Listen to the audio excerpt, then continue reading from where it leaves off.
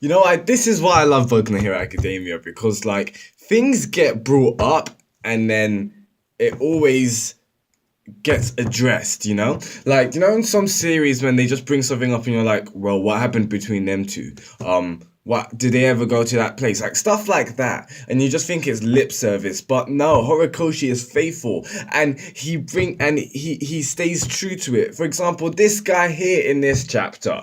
Now I don't know what you guys call him. Sometimes I hear some people calling him the rock dude, people calling him the radio guy. To be honest, his name is kind of hard. Giganto Machia. I'm probably just gonna call him Giant Dude. Either way, he's been talked about a lot because he's appeared in this series for some time. The first time he appeared was chapter 57, and that chapter was when, you know, like the new cohorts of the League of Villains were coming in: Dabby, Toga, Spinner, and the likes, those people. And then we saw this guy, and everyone was just like, "Who is this rock guy? Who is he?" And you know, ever since then, when we had the Kirishima flashback a couple of chapters ago, we see him again, and we're like, who is he? This has to all tie to something. Like, what's his place? What's his significance? And we find out in this chapter that yes, he was already a part of the League of Villains. Actually, one for all, one for all. No, All for One.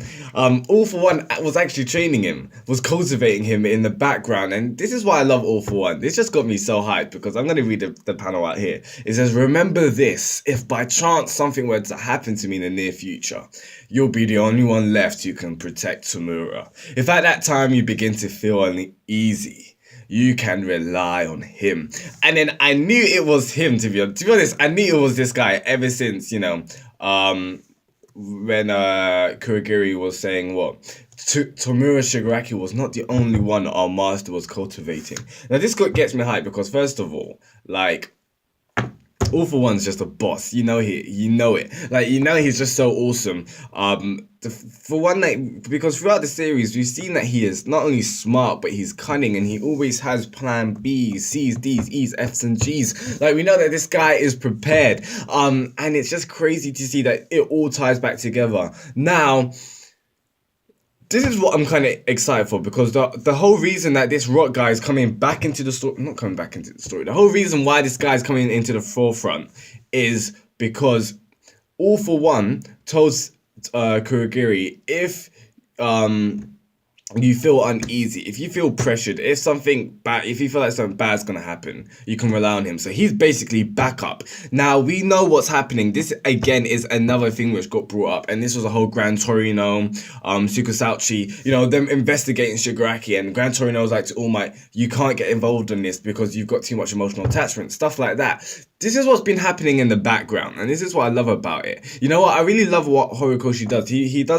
He makes a conscious decision of doing this, because I've realized he's been doing this quite some time, and he brings something up, and then like it gets you all hyped, and then you'll forget about it for like 20 or 30 chapters, and then randomly, like at the end of the chapter, they appear, or like randomly he brings it back in. Like he does it all the time, and it's so amazing because like it really does give you that shock and wow surprise factor, and it just makes you think like, wow, Horikoshi doesn't forget. So it does make me happy, because this kind of validates and confirms that if something does get brought up in the future, most likely it has significance, most likely it will be addressed, if not straight away. And this chapter right here is concrete evidence of the fact. Now, so what is exactly going to happen? What's happening with him? First of all, he's a giant. Now, this is intriguing, because first time we saw him, we knew he was kind of big. Second time in the Kirishima flashback, he looked like, what, maybe 9, 10, 12 feet tall. But no, this guy looks like a giant. I don't know what's going on. Maybe it's part of his quirk. His name is Giganto, so obviously something between like I don't know if it's gigantification, possibly something of the sort. Either way, it's stuff's about to go down, because like, flipping out, I'm so gassed. I'm so excited to see what's gonna happen, especially if I don't know if Gran Torino, they're probably gonna fight him. What's most likely is gonna happen is that he's just gonna destroy all of them there. Like, Gran Torino's gonna be bruised, damaged, injured, and all that kind of stuff. And he's just gonna wreak havoc. I know a lot of people have been talking about this prison break arc. You know how Awful One's gonna be coming out, staying, all that kind of stuff. Maybe he will be part of it. You know, to break them out. I really have no idea, but Kurogiri brought him out, came to him for a reason, and that was obviously to help him. Obviously, for them to help him. For him to help them, sorry. So yeah, the League of Villains, they really are doing something. We don't know what yet. Obviously, from the previous couple of chapters, with Shigaraki going into Overhaul, like that was big. But yeah, I'm really excited for the League of Villains actually have planned. Now, this chapter, aside from that, this was quite a short chapter, but we had everything. You know, it was basically a closing of the curtains to the arc that is Overhaul. The heroes find out what happened to Overhaul, you know, all over society, all over the news and the press. The police are getting criticized because of what happened. Like, to be fair, bring it, I don't know, like, they did seem like they had backup, but one hero, like, one, really? Yeah, there's such a high level critical alert kind of thing. I would have had some of the heroes, what's the word, tag them as well, like be with them as well, but I don't know. So yeah, we find out basically Muriel's in tip-top shape. Yeah, tip-top shape to an extent. Okay, so Muriel comes in and he's just happy, you know, just his usual self. Which is quite interesting to see, you know, considering what happened to him. He lost his quirk, he lost his sensei. You'd think he'd be in ruins, but I think this is just a test to Muriel's character and how awesome he actually is. Muriel really is a larger than life figure in Boku no Hero. Like, just seeing him, and you really think, like, yeah, it just can't be real. Like, he's such an amazing character. Like, that's the way Horikoshi created him. It's just awesome. And like the way that he's smiling and everything, yeah, it doesn't mean he's being ignorant to what's happened, but I think he knows the importance of what it's like to not let his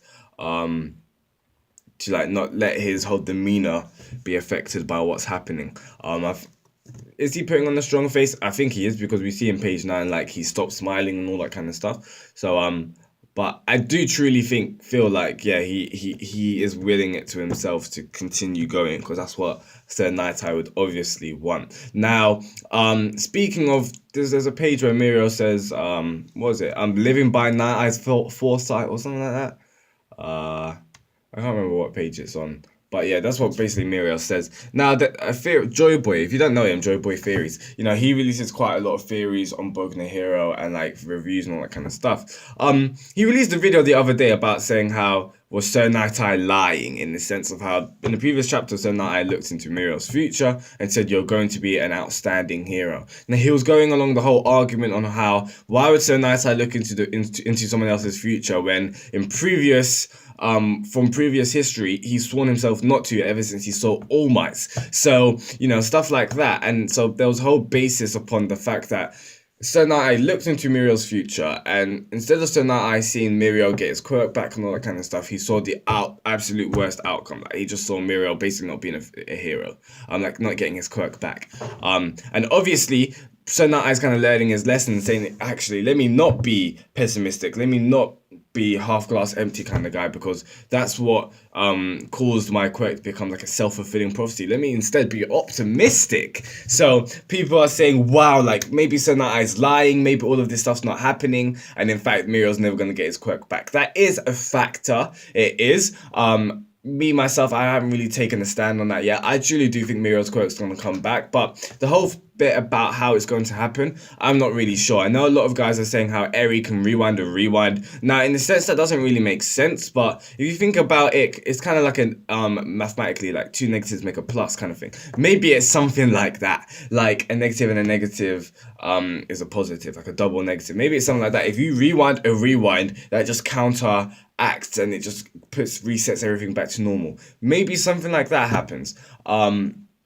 Either way, you know, this whole arc it's quite interesting to see what Deku's actually going on with, because Deku, throughout his chapter, this chapter he's been burdened. Like, first of all, the whole thing about Overhaul and Shigaraki, he kind of feels responsible for that whole fact, Muriel losing his quirk and him actually inheriting One for All. You know, he even says to Muriel, would you want my quirk? He says that I would give you my quirk, senpai, would you? And Muriel's just like, no. Now, this is quite important. Muriel knew nothing about this. because Mirio says, even for the sake of the argument, if something like that were possible and if I were to agree. So it seems like Mirio had no idea about this whole fact about a quirk being transferred, and it seemed that then that means that he had no idea about the whole one for all quirk. So he never knew about him being a successor. He never knew anything about that. So that kind of closed ties on one thing, because a lot of us was thinking, hang on, did he ever know? Like, did he truly know? So, yeah, I think this is great, because even here, this is why I'm saying how Mira is such an amazing character, because even here, he's just like, yeah, no, I wouldn't want you to subject that hardship. I wouldn't want you to experience that. And I just think it shows you how awesome of a hero Mirio actually is. It's intriguing to see what's going to happen with Mirio. Like, it really is, to see what's going to happen in the future of his character. Is he going to stay in the limelight, or is he going to just come back in one of the future arcs, mysteriously having his quirk back? We really don't know. What I do think is interesting is All Might kind of standing behind the door. Yeah, All Might's kind of been in the sidelines for an arc or two. So yeah, he has been a little bit, in the sense that, like, he hasn't been right in the forefront. So I'm really intrigued to see what Horikoshi's going to do with All Might and Deku, if they're going to have a talk about Deku basically saying, spilling the beans in his quirk again, or if All Might... I think what I'd like to see is, how's that now All Might's student has died. He to do right by Sonata, he puts Mirio under his wing as well. I think that'd be quite beautiful as well. And that'd be really awesome to see what All Might can do with Mirio, or just it's not necessarily just to train him. Maybe All Might just wants to, you know, get closer to Mirio, just for Night Eye, or I don't know, maybe something like that. But either way, the chapter ends with Bakugo and Todoroki, and it's amazing to see these guys back. Like, I think we'll probably be going on to them to see them just have their exam. I was really intrigued to see how this was going to go, because obviously they haven't been able to participate in all of this because they haven't got their provisional license. So I was wondering, are we going to be going back and forth? And I've kind of liked what we've done now. They haven't really been in the limelight at all, actually. But I think we'll cover on them for a couple of chapters, maybe even a chapter, just to see them pass and all that kind of stuff, just to see what they've been doing, you know, obviously, because they've had to be together for some time. Maybe, I don't know if they were, like, studying together, maybe not, but they've been going through the same thing right now, so who knows what's going to happen with their dynamic. I'm pretty intrigued. It seems like it hasn't changed, because just like even from the last chapter, like Bakugo shouting at him, he's just like, walk behind me, all that kind of stuff. So either way, I'm really excited to see what's going to happen, and that's enough from me, guys. And before I go, as you can see on the last page, there says there's going to be like a popularity poll on a color page. I think, if you haven't heard, basically there's like a little collaboration, a little thing with Star Wars and My Hero Academia. So that's going to be really cool. Maybe we'll see. We don't know the full extent of it. I don't think so. But maybe, because obviously when we have popularity polls and color pages, Horikoshi likes to put them in costumes. And we know about the ton of Star Wars reference in this series. So it'll be pretty cool if we see them in like Star Wars costume. That would be pretty awesome. So guys, you know what? I wouldn't be surprised if like Mineta is Darth Vader. I don't know why, but I think that'd be kind of hilarious to see. But either way, guys, please tell me, or even Gran Torino would easily be Yoda. Like, come on. But either way, guys, please tell me your thoughts in the comments below. If you'd like anything I'd say, please drop a like. That will be greatly appreciated. And subscribe for weekly reviews of Boku no Hero if you haven't already. Peace out, guys, and goodbye.